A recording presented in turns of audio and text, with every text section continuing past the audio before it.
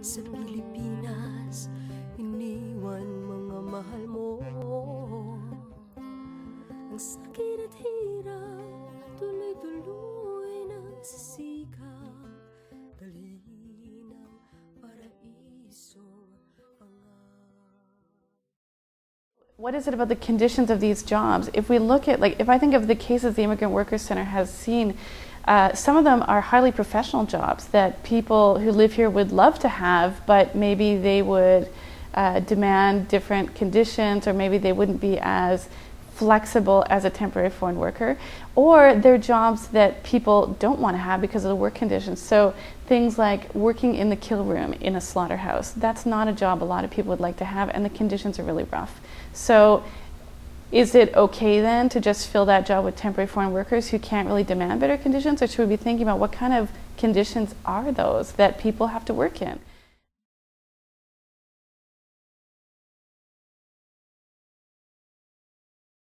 What about laundries? What about all the food processing? What about landscaping? These are jobs that aren't going anywhere. They're permanent. They're probably expanding.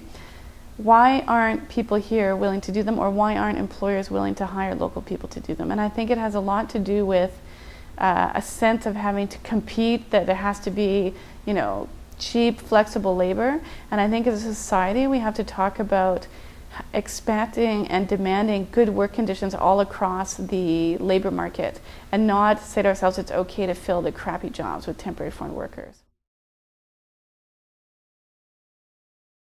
People are really in a bad situation structurally with this program. So whether the employer is a good employer or a bad employer, the structure of the program makes it so that that person, should anything go wrong, if they don't get paid for their overtime, which is something we still see a lot, if they're harassed or treated disrespectfully, which is something we see a lot, if they are unjustly dismissed, which is also something we see, it's really, really hard for them to defend their rights.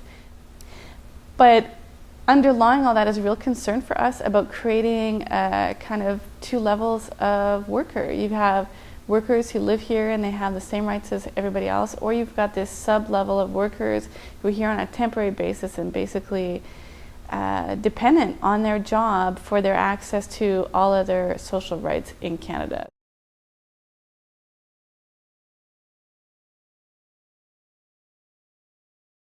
So for us, we'd rather just make the option to come as a permanent resident available to anyone who's coming with on the current temporary foreign worker program. We don't want them to have to wait 2 years and basically be dependent on their employer for 2 years with the hope of becoming a permanent resident afterwards. We just feel like if they have skills that Canada needs, no matter what level on the national occupational categorization they are, high skill, low skill, we think that if their skills are needed here in Canada, they should have the right to be here as a permanent resident and take advantage of all the rights they have. Sa hirap ang nagdurusa